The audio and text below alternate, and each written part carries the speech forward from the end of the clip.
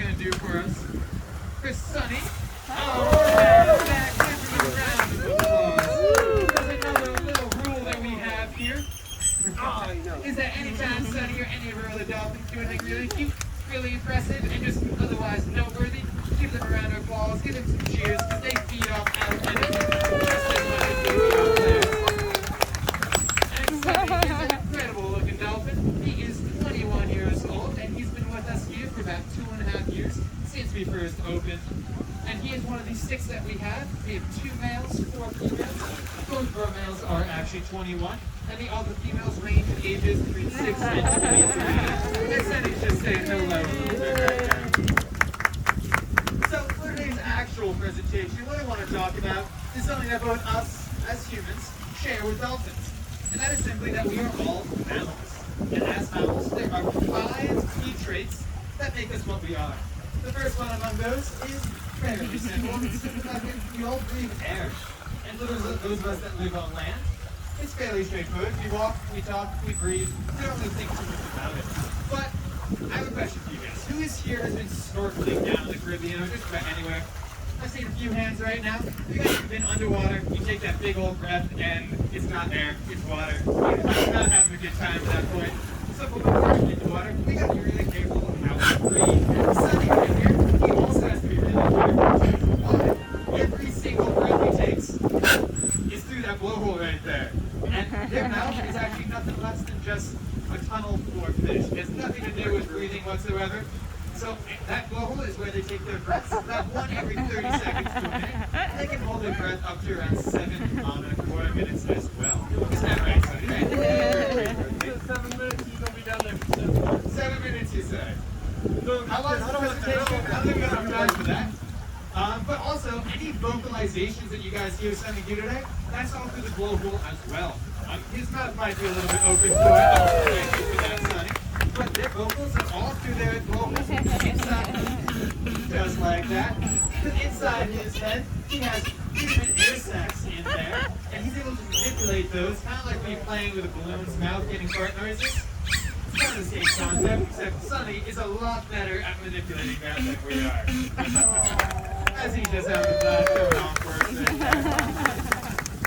Now, another trait that makes a mammal is simply that we are all warm-blooded. As humans, our body temperature is around 98.6 degrees on average. For dolphins, it's actually between 97 and 98, so fairly similar. And going back to these snorkelers, or anyone that's ever really been in the water, have you guys ever been in there for an hour plus and you start getting really chilly, even if the water like this is like 83, 84 degrees? Because water is a great way of losing a lot of body heat. So for dolphins that live in it 24/7, they have a few special ways to maintain and regulate that body heat. First among those is the fact that, well, dolphins, they can't put on a jacket, they can't put on a wetsuit, they have that all built in actually. Because Sunny, his entire body is covered by a layer of blubber, which is kind of like a nice fatty-like tissue that acts like an insulator and keeps all that nice warm inside his body, make sure he stays at a nice 97, 98 degrees. However, in a nice tropical location like this, or really anywhere, they also need abilities to cool themselves off. So what they do for that is they use the water around them. So their big old fins like that fluke right there, or the pec flippers, or that dorsal fin, they all have a lot of blood vessels, which you can see are those thin white lines through that area. And now what they're able to do is pump a lot of nice warm blood through those fins and flippers. And as they're really close to the water, they can lose a lot of that heat to the water around them. So basically, those fins and flippers, they're just little radiators on them to lose that excess heat. But if they get a little bit too cold, they can actually reduce the amount of blood flow through those areas to maintain their temperature at where it needs to be. Now, another characteristic of a mammal that I think is really darn cool because they are warm-blooded, they breathe air, and they only live in the water. They are also able to have live birth while living in that water as well. And now, I think that at some point we might be able to see Sunny's stomach. Oh, we're saying no a little bit right now. Dead center in there. Probably hard to see right now, but there's a small white dot. That white dot is his belly button. So just like we have belly buttons, just like any other live birth animal has belly buttons. Oh, we're getting a nice better look right here. And let's see, Dylan's going to point it out a little bit right there, right in the center. So, when a dolphin female is pregnant, she's pregnant for 12 months at a time. And when she gives birth, it's usually only to a single calf. There have been no documented cases of surviving twins in dolphins. It's only ever been single births. And after that calf is born, they stay with their mom for the next 5 to 6 years. And during that time, they're learning a whole bunch of things, like how to hunt, how to avoid predators, how to socialize, and just how to be a nice big old dolphin like Sunny here. But another really important thing, thank you, Sunny, that was beautiful. Now another really important thing for a newborn calf, they have to eat. But you're not going to see a newborn calf catching fish right away. They just don't have the equipment for it, or they didn't know how. So what mom does is that she produces milk, which is a trait on mammals. All mammals produce milk to feed their young, and dolphins, they're no different. Except there are a few little more challenges with it, because trying to drink a liquid while living in a liquid has some difficulties with it. So dolphins, they have a really special skill that some of you guys might have as well. Who here is able to roll their tongue into a taco?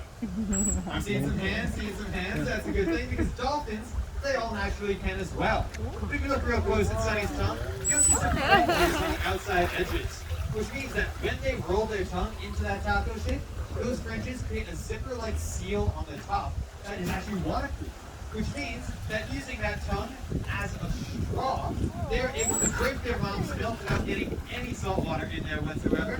So they get that highly nutritious milk that's also really energy rich. It's about 20 to 30% fat, which is exactly what these guys need. That was impressive, Sonny. That was right at you. So that milk is really important to these guys because it's making strong, but also making sure that they maintain their body heat through their metabolism when they're really small. Yeah. Now, that covers 4 of those 5 characteristics. And the last one, looking at Sunny, might be a little hard to guess. A little off target there. But something that all of us, most of us here have on the top of our heads. Your dogs have it, your cats are covered in it. But looking at Sunny here, do you guys see any hair on him? No? You didn't shave him this morning? Hold on, let me check. Okay, check the pits. We'll get a good view. Nothing over there? Jeez, I don't know where it went. Well, it's because dolphins at his age, they don't have any hair. They only have hair for one very specific time of their life. That's right when they're born.